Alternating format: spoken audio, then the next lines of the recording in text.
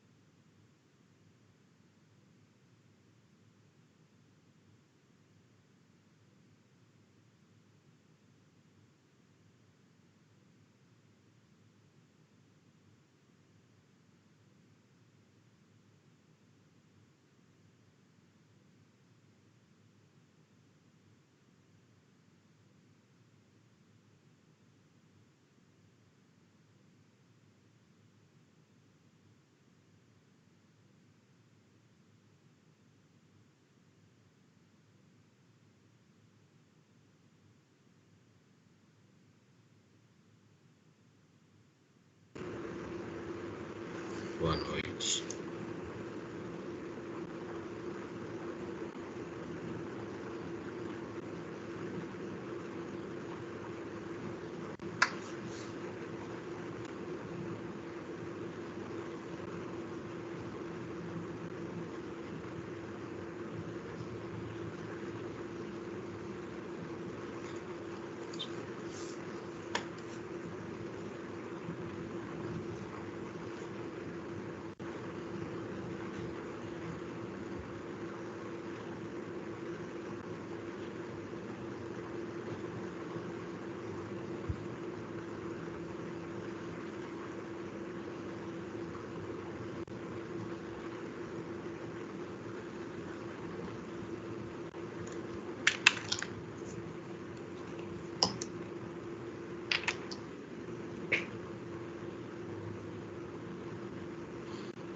Boa noite, Pedro.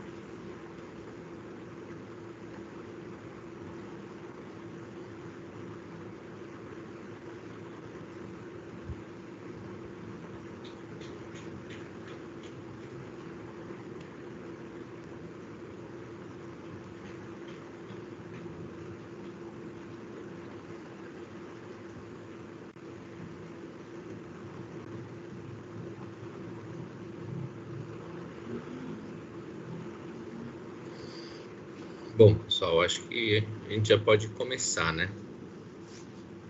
Primeiramente, boa noite a todos. A gente vai dar continuidade ao nosso curso proposto para esse semestre, né? E hoje nós vamos falar sobre a sociedade da informação e o que essa sociedade da informação repercute no direito, na ciência jurídica.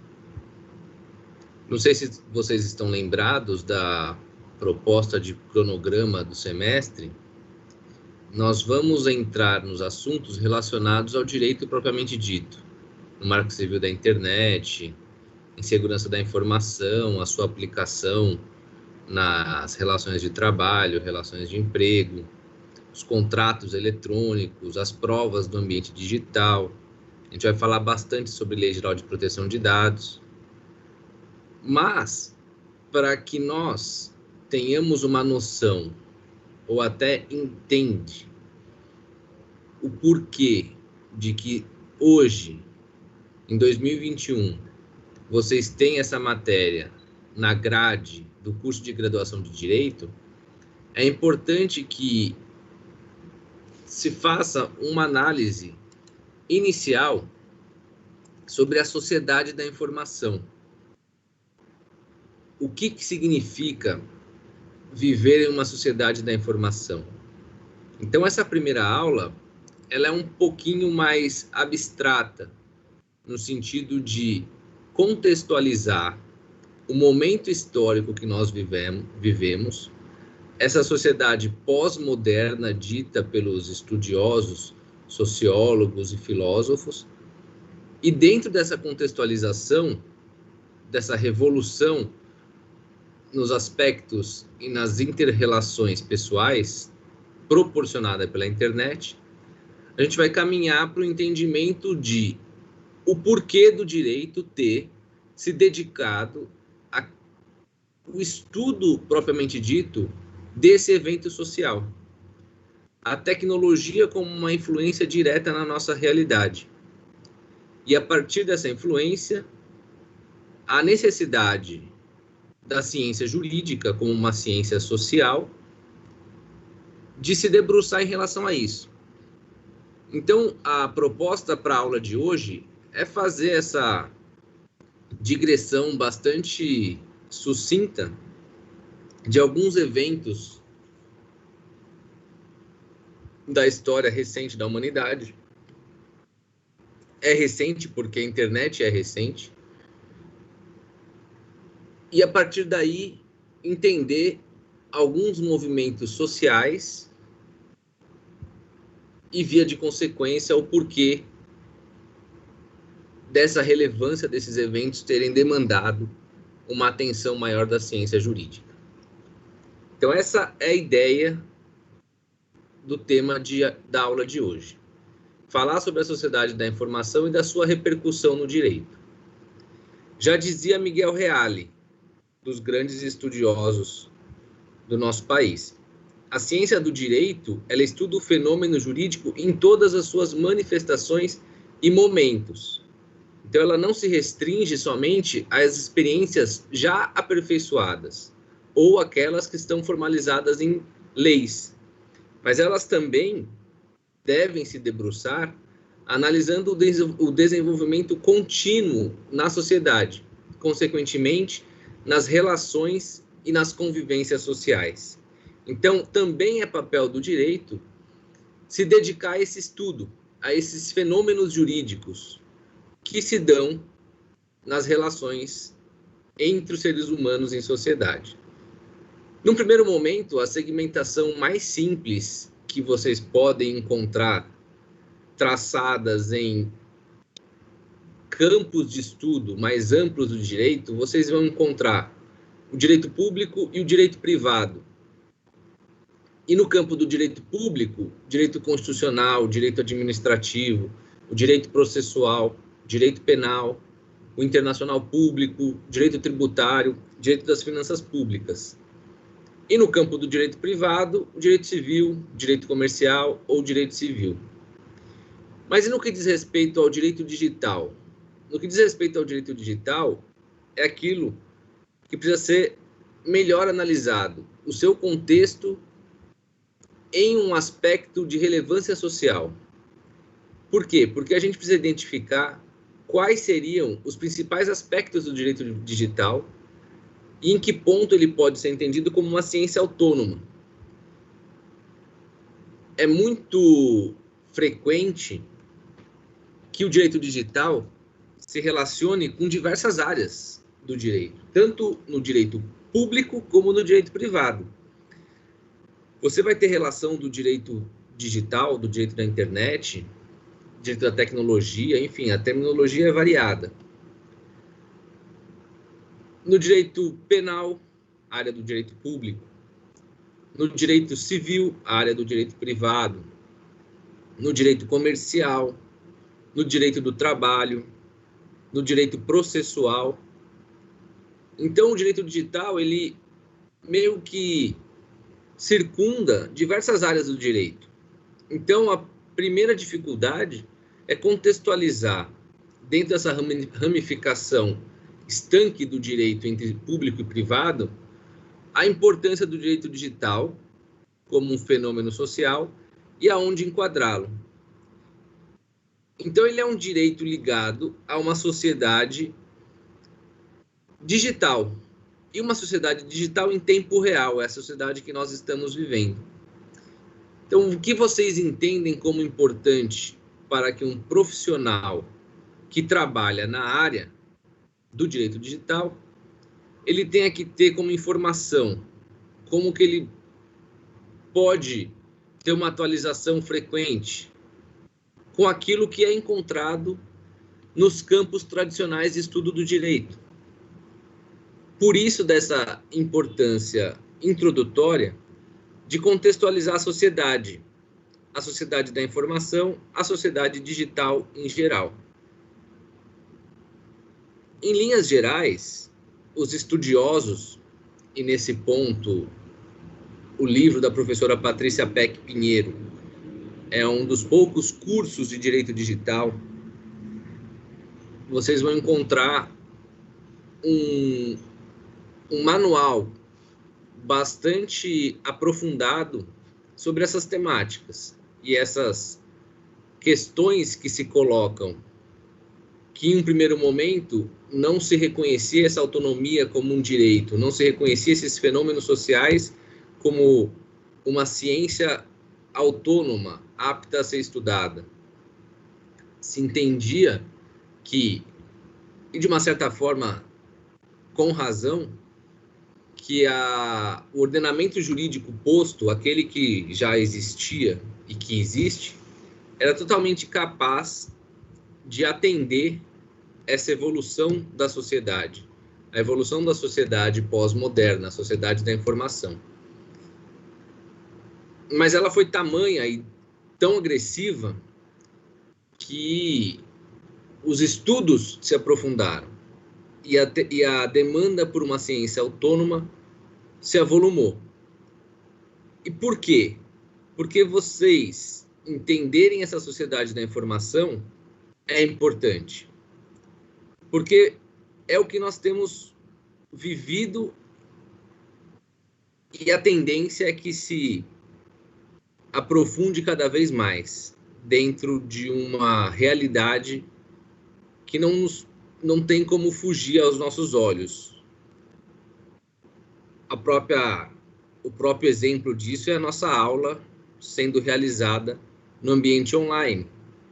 Uma aula que era para ser presencial, em virtude da pandemia, todos nós fomos jogados no ambiente virtual, e se não fosse energia, tecnologia e telecomunicações, os 3 pilares fundamentais da sociedade da informação,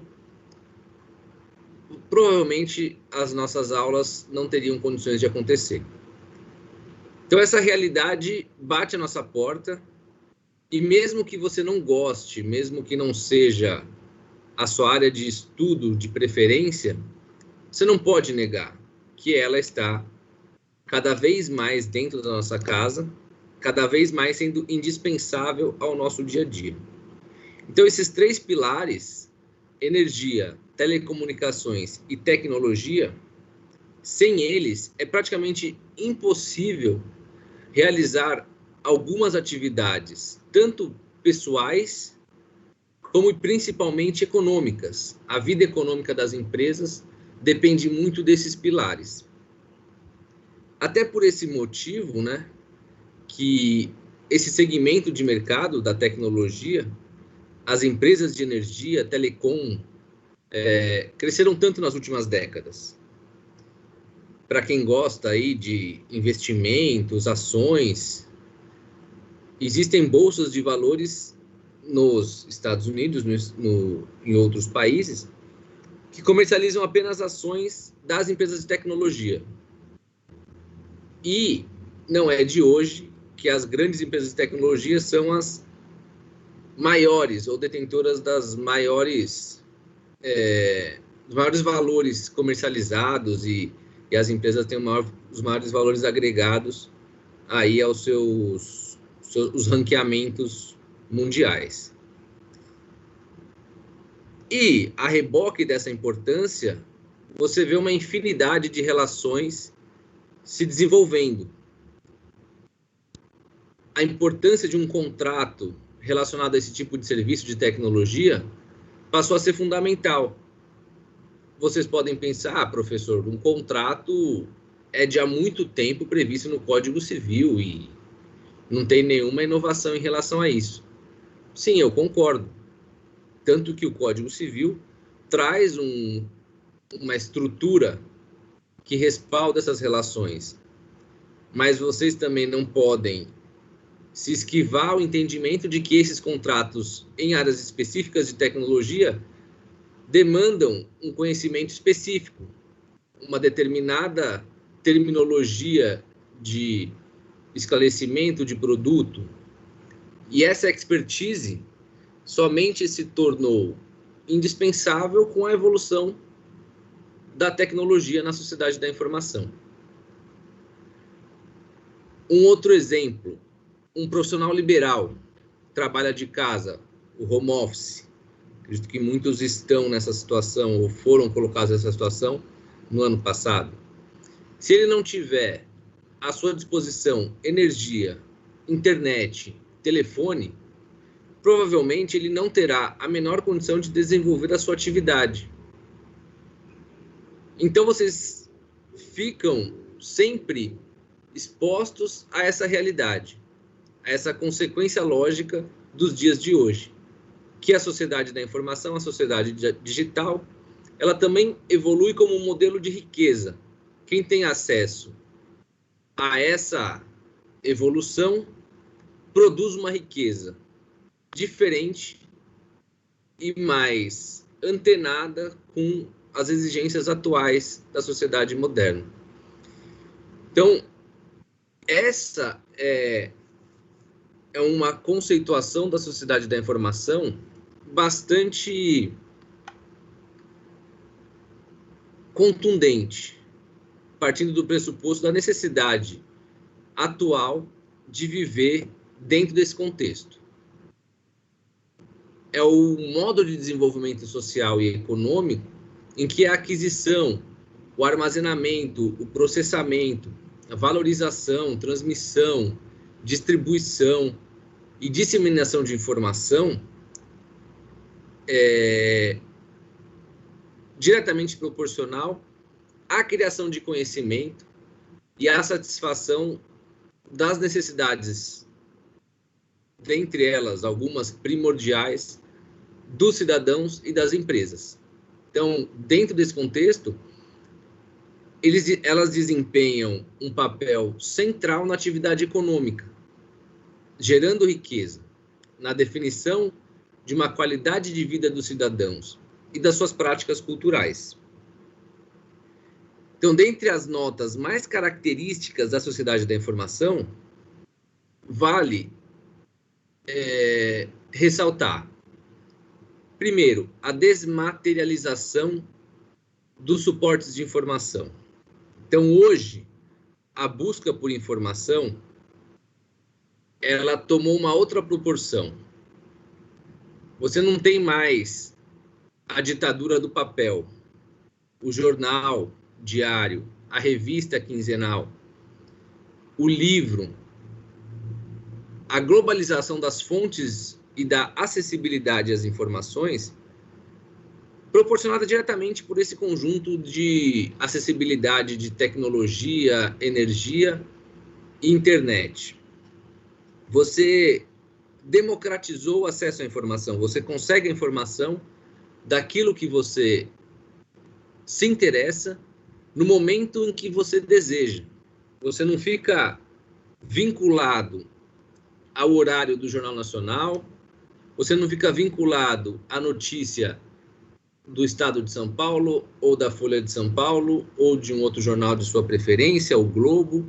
que eram a tríade dominante aí, algumas décadas atrás.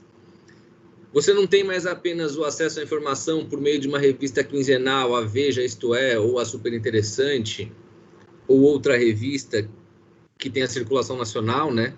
Muitas outras de algumas comunidades com circulações mais reduzidas. E você cria verdadeiras autoestradas de informações.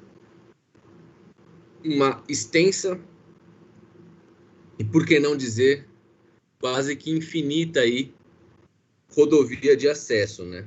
Seria possível você ter todo tipo de fonte de informação numa única base de dados acessível virtualmente por todos os usuários dessa base.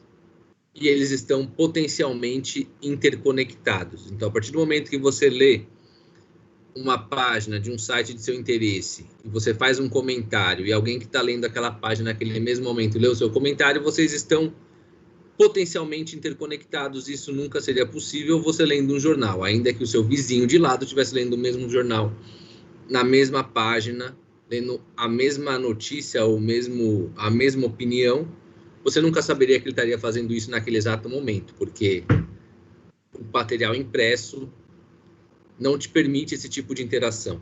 Então, nesse aspecto, é importante ficar atento que, a rigor, a internet ela não envolve apenas telecomunicações, como tradicionalmente ela é entendida, né? Como aquele veículo de simplesmente transmitir a informação.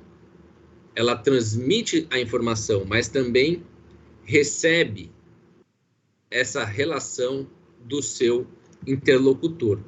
Então, é um conjunto de tecnologias para acesso, distribuição, disseminação de informações em rede de computadores e que permite que esse sistema ou essa infraestrutura possa ser viabilizada numa escala mundial.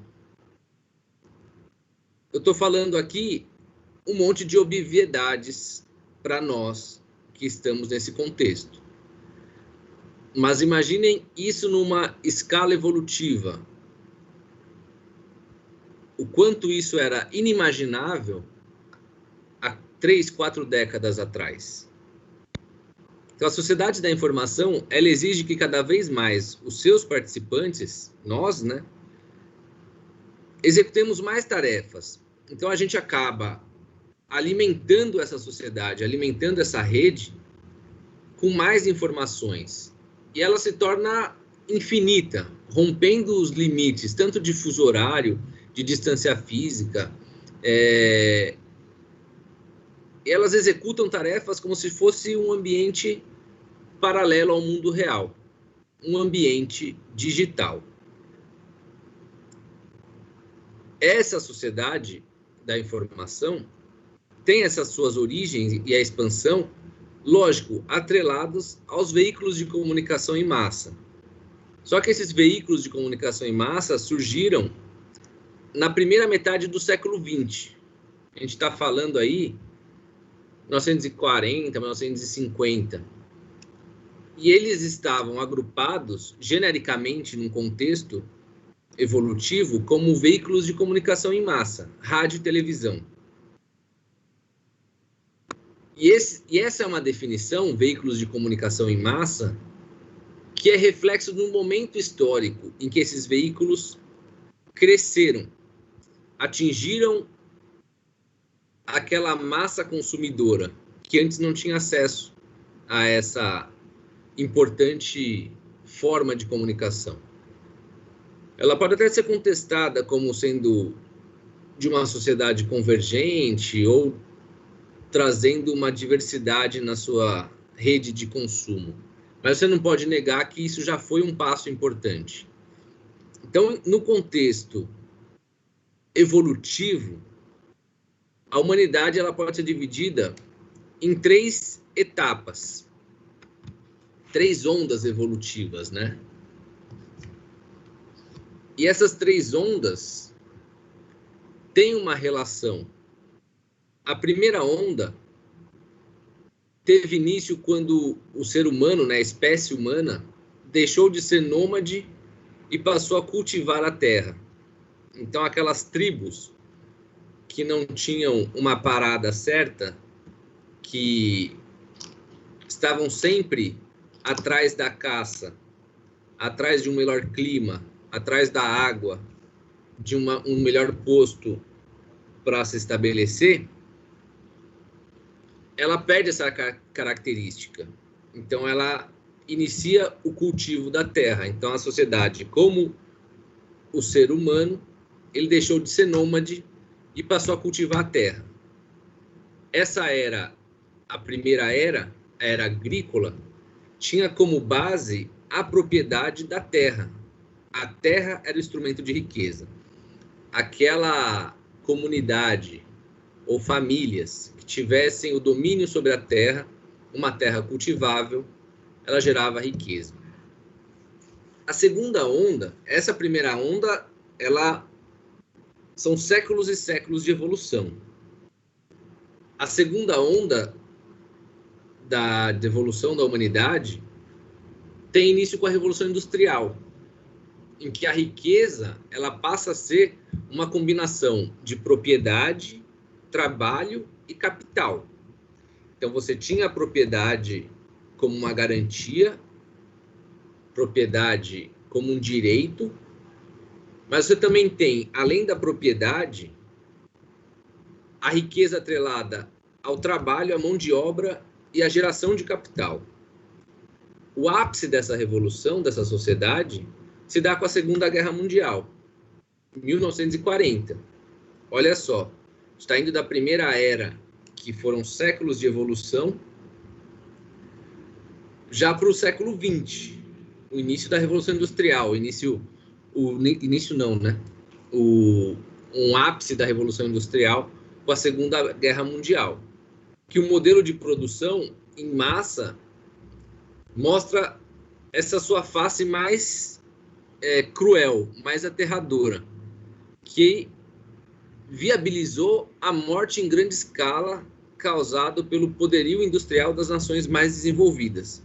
Então, naquele momento da história, as nações que melhor dominaram o modelo de riqueza da Revolução Industrial, propriedade, trabalho e capital, desenvolveram as armas mais potentes e potencialmente lesivas. Você sai do modelo agrícola baseado na propriedade da terra para um modelo baseado nos bens de produção, capital e trabalho. Então, as próprias leis, não esqueçam que a ideia é caminhar com o direito em paralelo.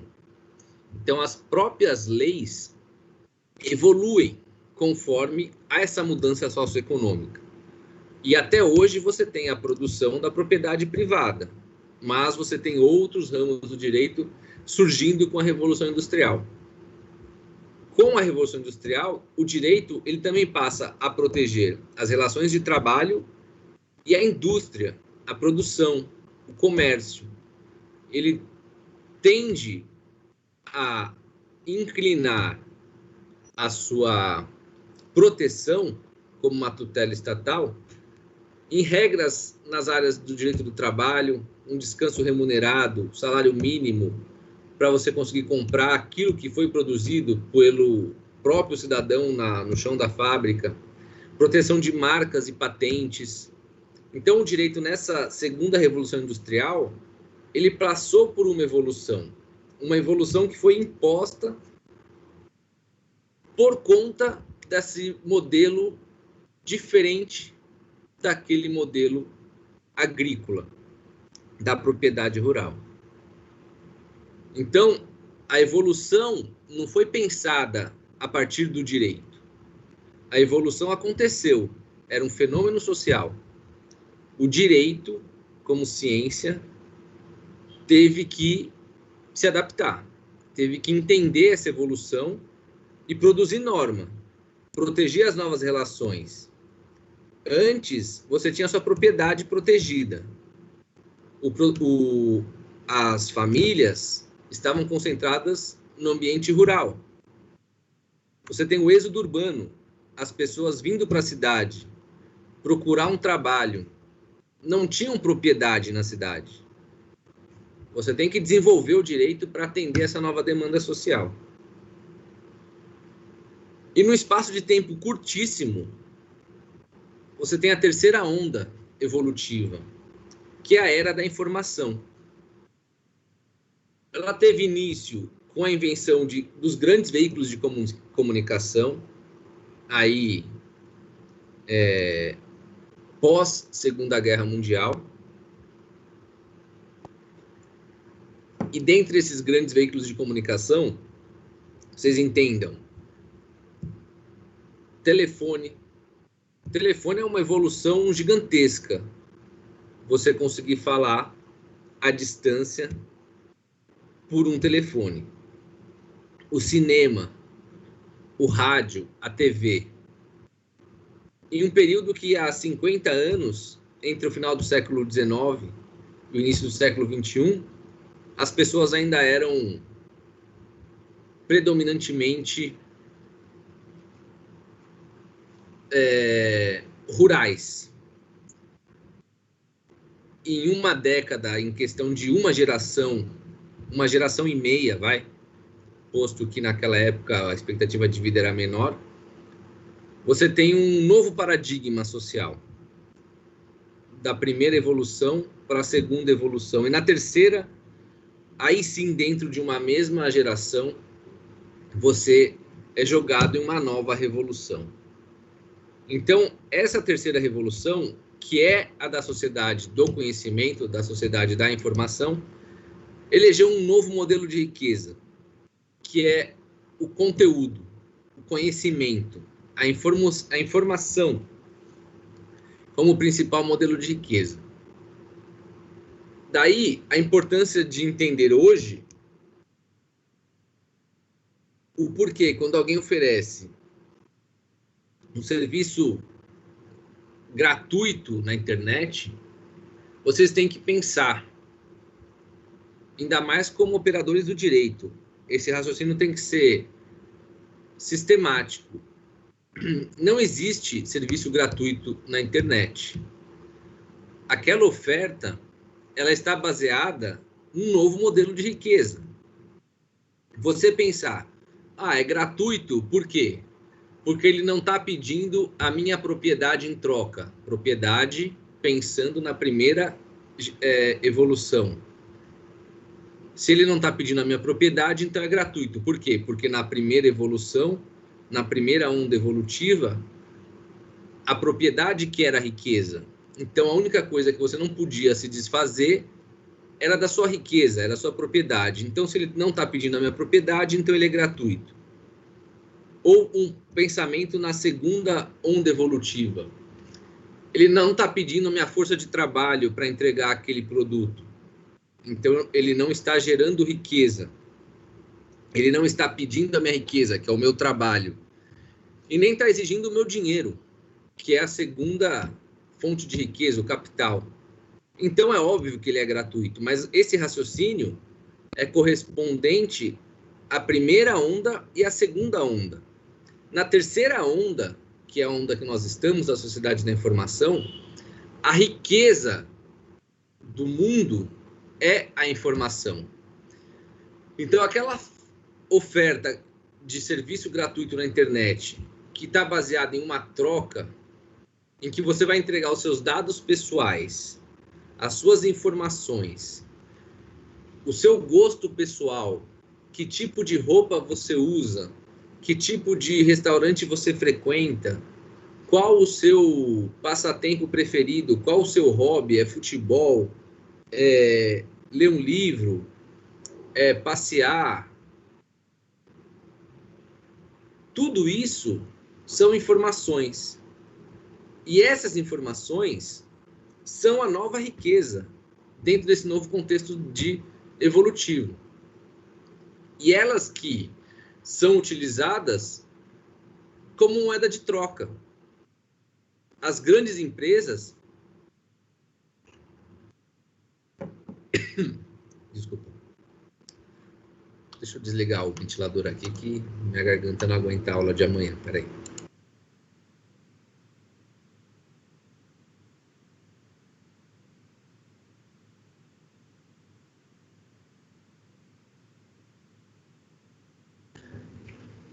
Oi, desculpa.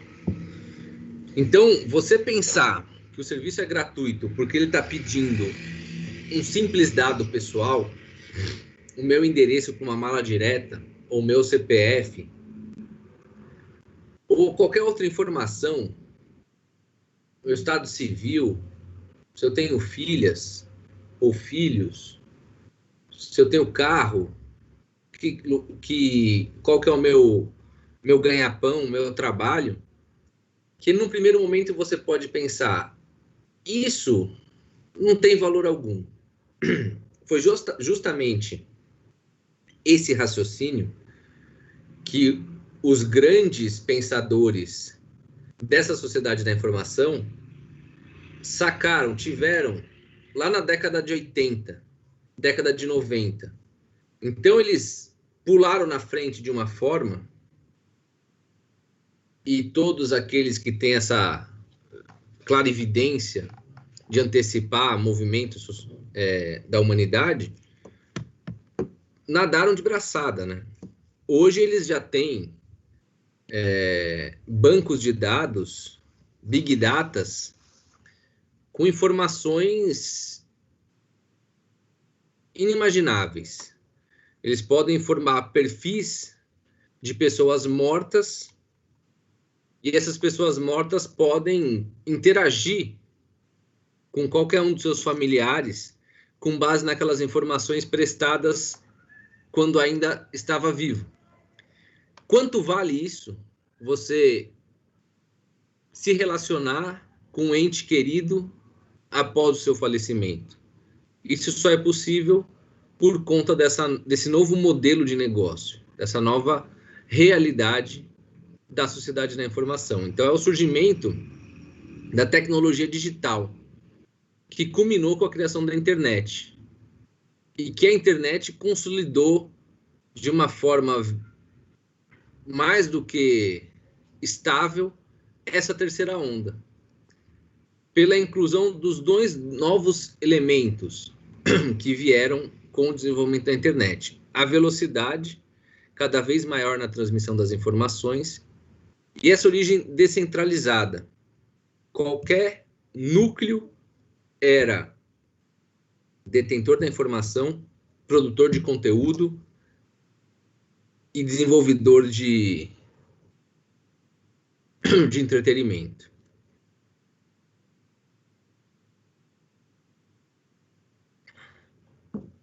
Tem um único elemento que caracteriza a informação na era digital, e esse caráter de uma riqueza inesgotável, né? Por que ela é inesgotável? Porque você pode usá-la em diversos momentos, várias vezes, ela não se extingue pelo uso, como o minério de ferro, a madeira, a água potável. A informação, o dado pessoal, trabalhado com uma inteligência artificial, com um outro tipo de algoritmo, ele pode produzir uma nova informação, ser trabalhada de uma outra forma. Então, é uma riqueza inesgotável. E ela tem esse elemento de característico que é também relacionado com um pouco da revolução do modelo industrial, que cada bem de consumo produzido, ele é indivisível e tem um fim único. Então, você produziu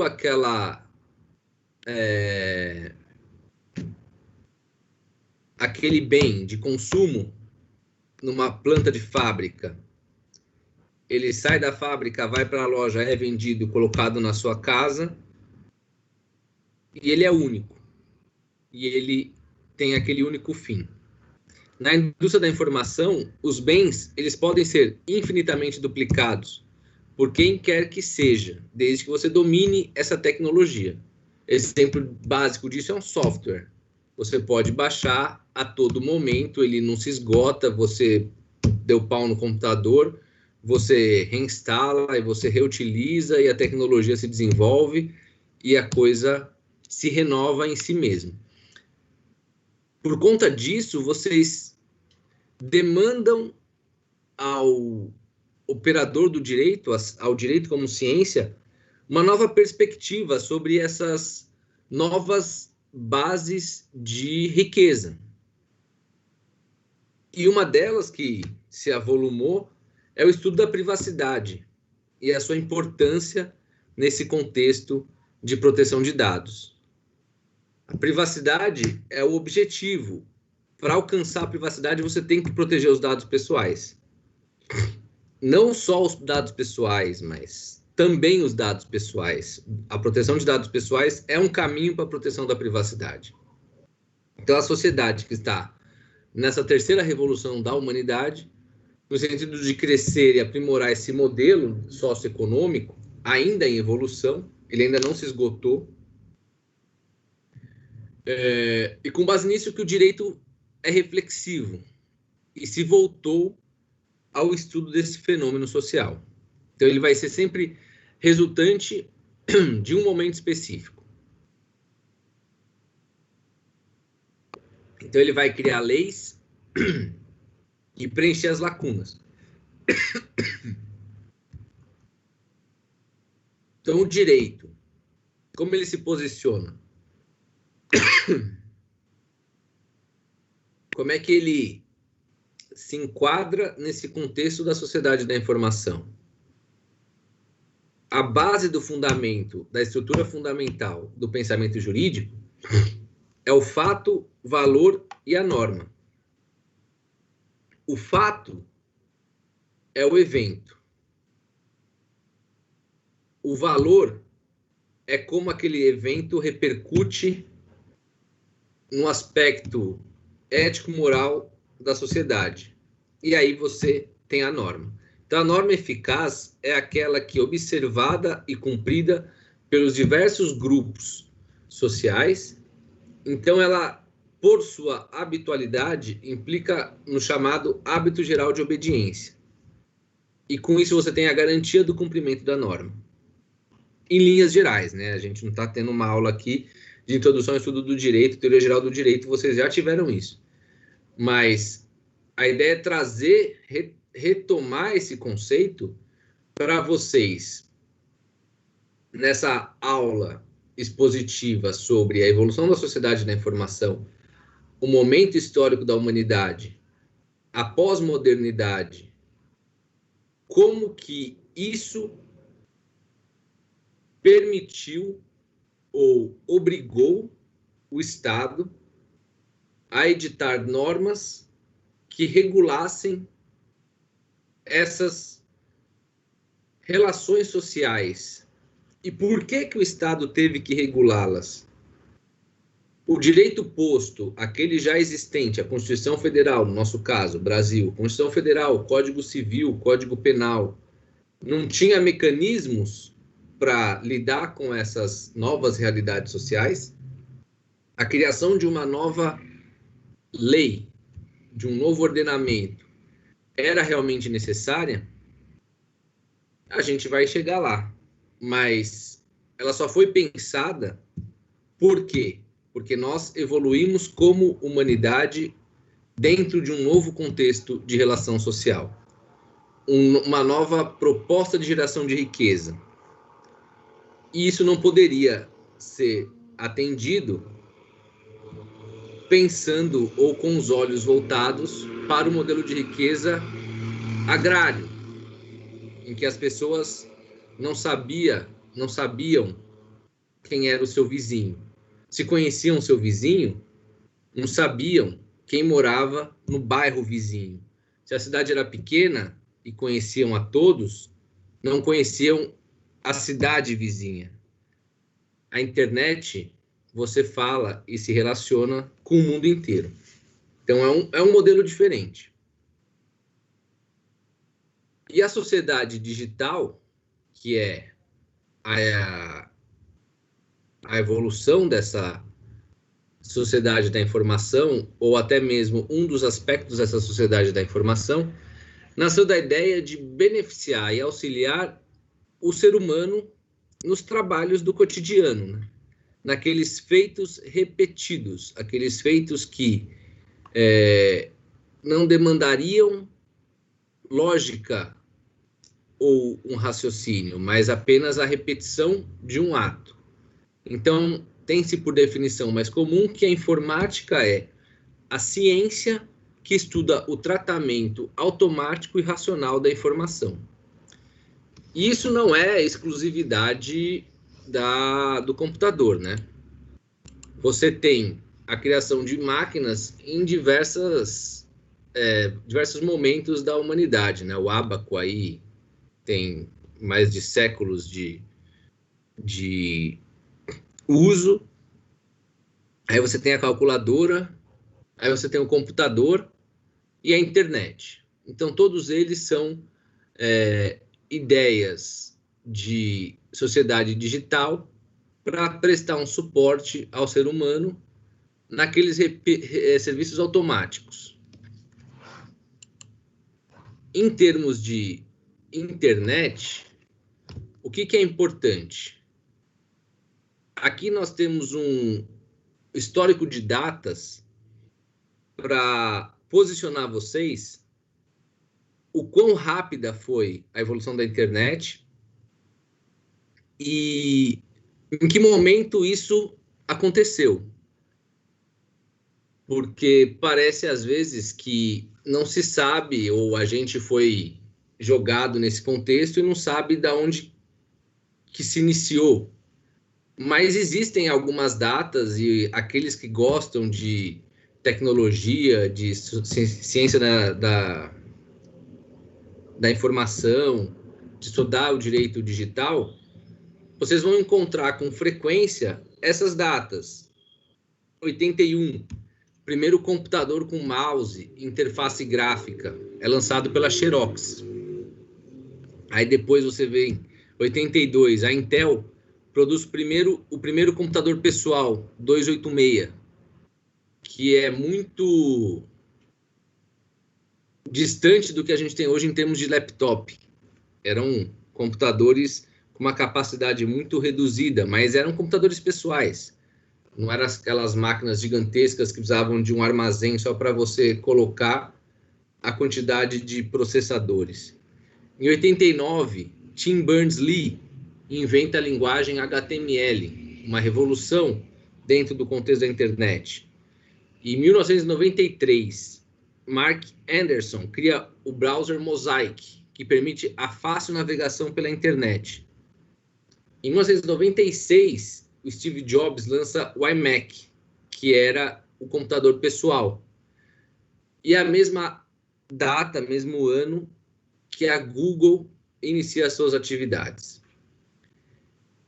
Então, a gente tem 15 anos, de 81 a 96, com algumas das maiores empresas hoje de tecnologia dando seus primeiros pontapés, seus primeiros passos no que eles imaginavam que seria uma coisa revolucionária. Mas eu duvido muito que eles tinham, nessas datas, noção do que se transformariam. A Apple, a Google, quando o Tim Berners-Lee inventa a linguagem HTML, a importância disso para os dias de hoje. Então, são as datas, os marcos iniciais. Esses fatos são reflexos de um caminho rumo à chamada sociedade convergente, que se desenvolvem rapidamente desde a criação do telefone, considerada a primeira ferramenta de comunicação simultânea, a revolucionar os comportamentos sociais. Então, isso são datas relevantes no contexto do direito digital, mas elas têm o seu embrião no telefone. Em relação à internet, propriamente dito, é importante que vocês tenham como início de internet comercial dos dias de hoje a ARPANET, que é a origem da nossa internet. E quando que ela foi pensada?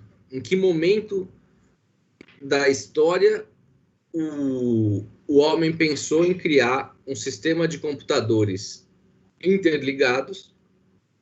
E para quê? O contexto foi a Guerra Fria. O ápice da Guerra Fria, meados dos anos 60. E ela foi pensada nos Estados Unidos. Então, a origem da internet é os Estados Unidos e foi pensada originalmente para fins exclusivamente militares. Basicamente, era um sistema que interligava redes de computadores militares norte-americanos de forma descentralizada. Então, ele permitia que, no caso de um ataque a alguma base de algum quartel militar, as informações contidas naqueles computadores não se perderiam com a destruição das máquinas. Por quê? Porque as informações lá existentes estariam interligadas com outros computadores de outras bases descentralizadas que também estariam interligadas com outros computadores de outras bases descentralizadas. Essa é a origem, o porquê que se pensou nessa estrutura da internet. Depois, esse mesmo sistema da ARPANET passou a ser usado para fins civis. Inicialmente, algumas universidades americanas utilizaram esse sistema entre professores e alunos como um canal de divulgação, de troca e de propagação de conhecimento científico, acadêmico. Então, você tinha a troca de informações descentralizadas, sem um computador central, de artigos científicos, teses de doutorados, dissertações de mestrado e livre docências, entre os professores e os seus alunos. Já era um ambiente muito menos controlado. E por conta disso, não ser um ambiente militar, mas sim um ambiente civil, você já tem um desenvolvimento. E esse desenvolvimento caminha para o que nós temos hoje da internet comercial.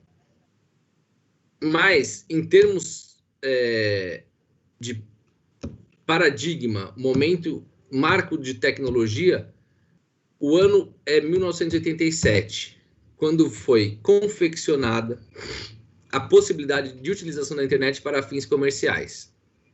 E somente nessa data que ele deixou de ser chamado ARPANET, ou deixou de ser conhecido como Sistema ARPANET, criado pelos militares, para se chamar Internet. Então, tecnicamente, a internet consiste na interligação de milhares de dispositivos no mundo inteiro, interconectados mediante protocolos. IP, abreviação de Internet Protocol. Então, quando você fala que eu preciso do IP da máquina, é para você identificar o protocolo de internet daquela máquina, que é o caminho de entrada para você entrar na rede mundial de computadores. Então, essa interligação, ela é possível porque utiliza o mesmo padrão de transmissão de dados. A ligação é feita por meio de linhas telefônicas, fibra ótica, satélite, ondas de rádio ou infravermelho. O acesso é o caminho de ingresso. E depois você navega pela rede mundial de computadores. A complexidade do sistema, do ponto de vista jurídico, está mais relacionada com essas interações do que mesmo com a viabilidade de conexão. Então, o operador do direito se preocupou mais em como regulamentar essas relações, essas novas possibilidades, do que mesmo entender a tecnologia. Não caberia ao profissional do direito o estudo da tecnologia da informação, da proteção de dados, ou até mesmo de programação. Isso ficou como um estudo científico acadêmico da área da tecnologia da informação. E aí o direito se dedicou ou abriu seus olhos para as relações interpessoais e para grandes possibilidades negociais no comércio. Então, a grande vitrine que se tornou a internet para as empresas, para os profissionais liberais, shopping centers, consumidores, redes de ensino à distância, hospitais, laboratórios, enfim, bancos, corretoras, todos aqueles que tinham algum interesse em obter alguma informação ou colocar um produto ou serviço à venda ou simplesmente buscar entretenimento. Essa foi a revolução da internet. Surgem as comunidades virtuais, os portais, os grandes portais, os websites institucionais, homepages pessoais, blogs, fotologs, metamercados, empresas de consumidores, empresas entre empresas, uma verdadeira rede de apatriados pela internet. Todas essas relações entre pessoas e empresas passam a exigir novas regras, novos princípios, regulamentos, assim como possibilitam a aplicação de antigos princípios que continham em seu âmago as relações comerciais que possibilitariam uma defesa com aquele ordenamento já posto. Então, a internet hoje, e essa pesquisa já está desatualizada, tem mais de 800 mil websites e são criados mais de 1.000 homepages por dia. E a evolução do direito acompanhou essa evolução. A evolução do direito, ela caminhou na era agrícola, como vimos, como instrumento de poder, sendo a terra, e cujo domínio no mundo ocidental, né, que é o nosso, estava fortemente centralizado na igreja. Então, o direito, ele era canônico. São séculos e séculos que a gente está dizendo aqui, a Idade Média, a Antiguidade, início da colonização, descobrimento das Américas, Revolução Francesa, são diversos eventos e eventos sociais e eventos históricos que estão dentro desse contexto da era agrícola. Então, o direito era baseado muito na presença forte da igreja. Então, baseado numa hierarquia sob a justificativa de manter o controle e a paz. A era industrial já mudou o viés do poder. O poder já não era mais a terra, o poder já era o capital, que viabilizava os meios de produção. Então, o domínio para esse novo regulamento, dessa nova ordem social, devia ser do Estado. O Estado que devia proteger as suas reservas contra os ataques de outros estados, sob a justificativa de manter a sua soberania. Então, o direito, ele deixou de ser um direito canônico, baseado na hierarquia e na paz social, para ter uma forte presença estatal e normativa, né? No sentido de edição de normas, um sistema de comando e controles sobre os conceitos de territorialidade e ordenamento, em que a burocracia jurídica se transforma em mecanismo para a diminuição de erros e o monopólio da força. Já na era digital, como nós já vimos, você tem uma mudança no modelo de riqueza. A informação é o novo modelo de riqueza. O instrumento de poder é a informação, não só a recebida, mas a refletida, não só aquela que você consome, mas aquela que você emite.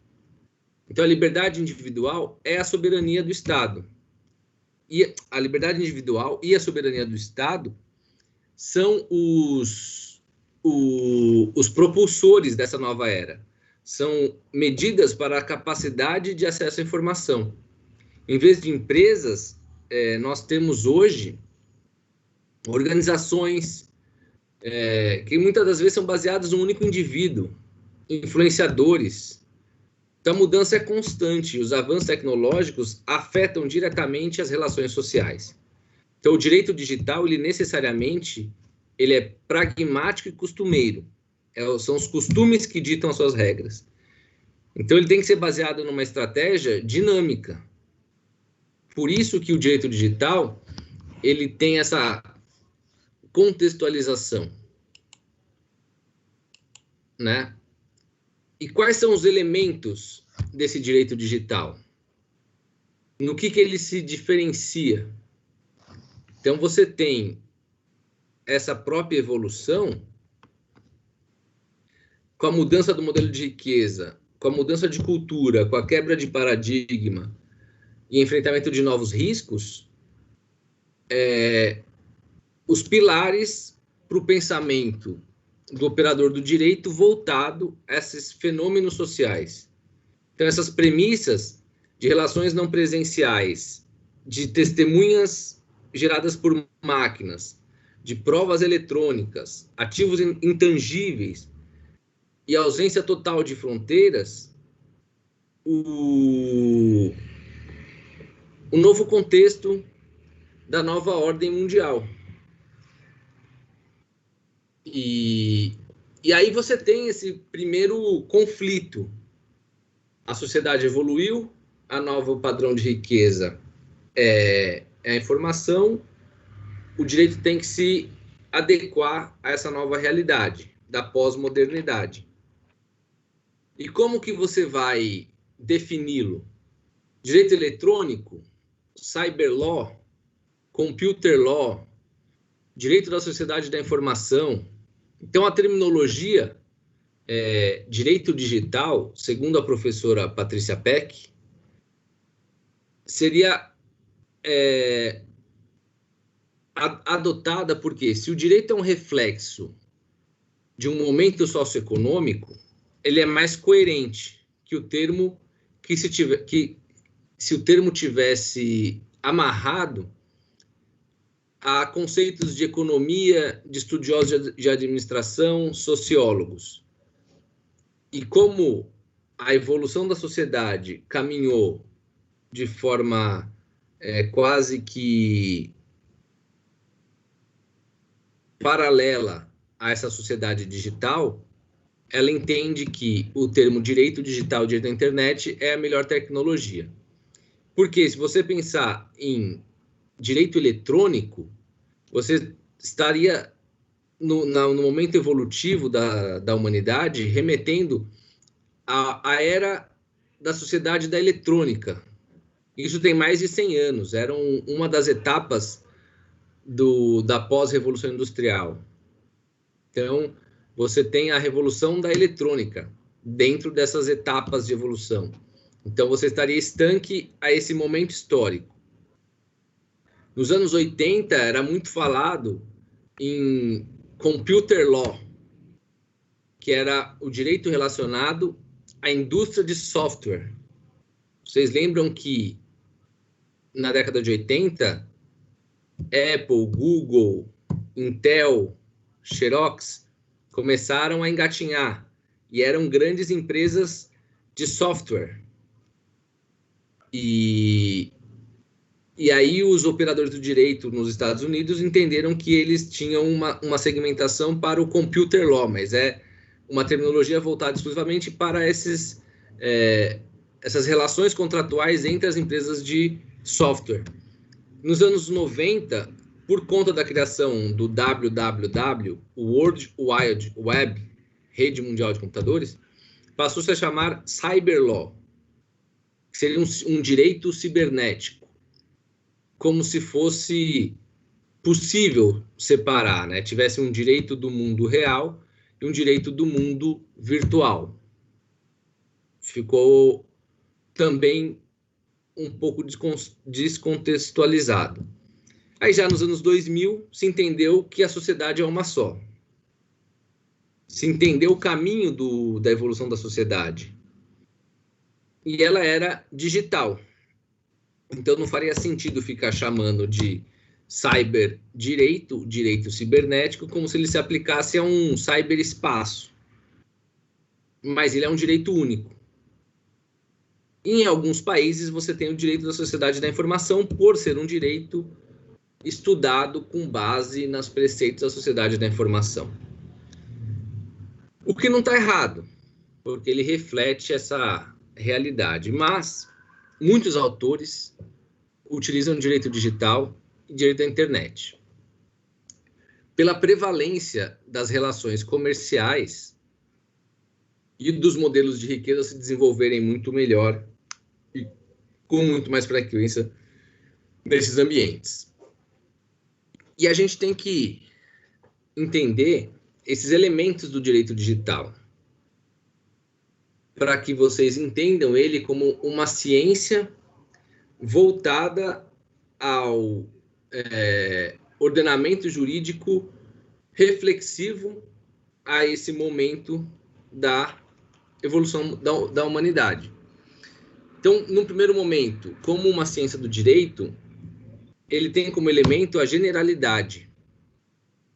É uma das suas características centrais, a generalidade. Ele determina que certo comportamento deva ser repetitivo ou repetido uma razoável número de vezes. E com isso, você evidencia a existência de uma regra. Porque a regra não é imposta exclusivamente de cima para baixo. Você tem a necessidade dessa capilaridade, dessa aceitação do ambiente como uma norma válida. Então, você tem que ter essa generalidade, sem os limites das fronteiras, para que esse direito digital tenha um atendimento mais eficaz. Ainda, ele tem como elemento a uniformidade. A uniformidade tem a ver, por exemplo, se um consumidor tem uma decisão favorável contra um site que lhe vendeu algo e não colocou claramente um contato direto para reclamações em suas páginas. Então, é recomendável que todos os outros sites com problemas semelhantes procurem adequar-se a tal posicionamento, dentro de um princípio genérico e uniforme. Então, esse comportamento, tendo em vista a sua criação costumeira, nos costumes, ele tem que ser o mais amplo possível, mais uniforme. Se alguém praticou ou teve aquela prática, e aquela prática foi bem aceita, ela foi geral, ela teve generalidade, é importante que mais pessoas repliquem aquela mesma prática, que ela seja uma prática geral e uniforme. A continuidade também é um elemento importante. Essas decisões, elas têm que ser repetidas dentro de um princípio de generalidade e uniformidade. Então, a decisão que facilita a veiculação ou a transferência de informações pela rede mundial de computadores precisa ser contínua, porque ela é boa, ela é uniforme e ela é geral. Além da continuidade, a durabilidade também é tida como um elemento importante, porque é razoável, pela criação da crença no uso desses elementos, a segurança do próprio ordenamento jurídico. E para que ele tenha segurança, que ele traga segurança, ele precisa ser duradouro. Ele tem que ter uma continuidade, e isso traz a reboque uma maior competitividade entre os seus interlocutores. As empresas, quanto a necessidade de respostas rápidas para atuar num cenário bastante competitivo e globalizado e digital. Então, você precisa ter uma segurança jurídica. Então, aquele comportamento geral, uniforme e contínuo também precisa ser duradouro. Não dá para ser uma coisa viral de uma semana. Tem que ser viral por um período de tempo razoável, até outro que o substitua, ou se não vier algo relevante em substituição, que ele se perpetue aí como a melhor forma de solução de conflito, como ciência do direito digital. Um outro elemento importante para definir esse elemento digital é a notoriedade. As decisões, elas precisam ser tornadas públicas. No processo judicial ou na arbitragem, elas têm essa preocupação, a publicidade, né, para que sirvam de referência. Então, você tem a generalidade, maior capilaridade possível dentro do ambiente virtual, de uma forma uniforme, que todos tenham a mesma decisão, que todos tenham o mesmo contato com aquele tipo de regramento. Contínuo, sempre replicando a mesma decisão de forma contínua. E duradouro, com uma publicidade que permita o maior acesso possível. Então, além disso, as provas são outro mecanismo importante. A gente vai ter uma aula sobre contratos e provas no ambiente digital, a produção de provas, as atas notariais, o Código de Defesa do Consumidor, no nosso caso aqui do Brasil, na nossa legislação, como você faz uma assinatura num contrato eletrônico com uma assinatura digital, qual a validade dessa assinatura, como que você valida isso. Então, isso tem a ver também com elemento do direito digital, uma nova forma de olhar para a produção de provas. Pacta sunt servanda. Se vocês ainda não tiveram, vocês vão ter isso na análise, estudo de contratos no direito civil. Basicamente, o que está no contrato faz lei entre as partes. Então, você contratou, aquilo tem que ser respeitado. Você não vai ter uma possibilidade de reanálise ou rediscussão sobre aquele contrato. Lógico que não tem que ser um contrato leonino, não tem que ser um contrato abusivo, as cláusulas não podem ser cláusulas abusivas ou cláusulas nulas, né? O tempo e a territoriedade.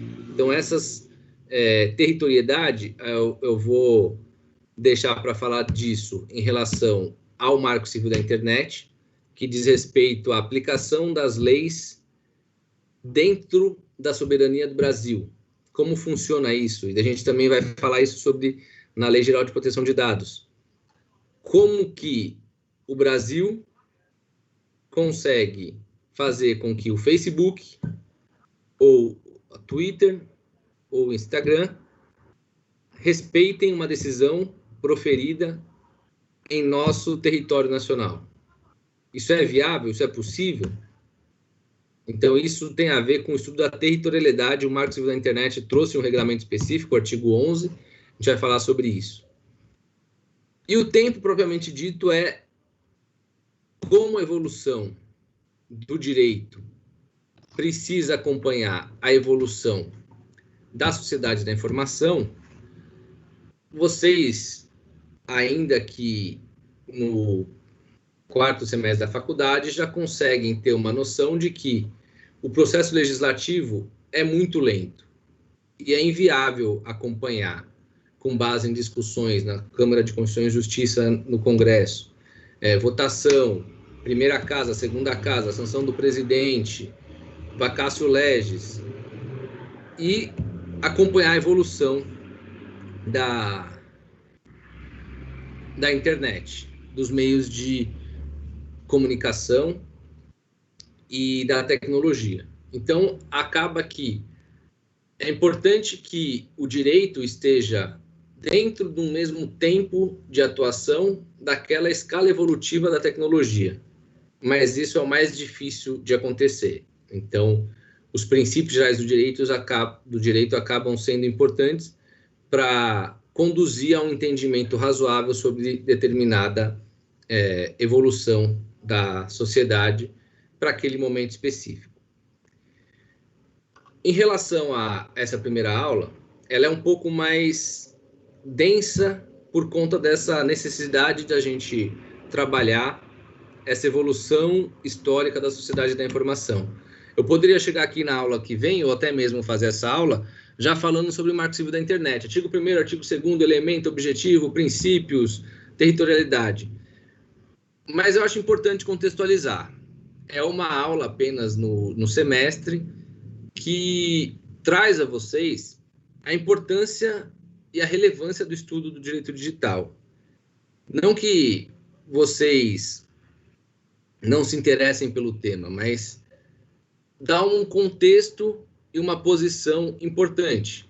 Agora a gente vai ter os próximos blocos de aulas já partindo desse pressuposto. O direito digital existe por conta disso, porque a sociedade evoluiu a esse ponto. Nós éramos assim, ficamos assim, agora nós estamos assim. E o direito era assim, foi assim e agora está assim. E o que está assim é o que a gente vai estudar a partir da próxima aula. Então, para o que eu tinha a apresentar para vocês sobre direito da internet e essa evolução, essa introdução, né, sobre a pós-modernidade e a sociedade da informação, era isso. Vocês têm alguma dúvida? Querem fazer alguma pergunta? Na próxima aula, a gente já entra no Marco Civil da Internet, propriamente dito. Sei que é novidade para muita gente, mas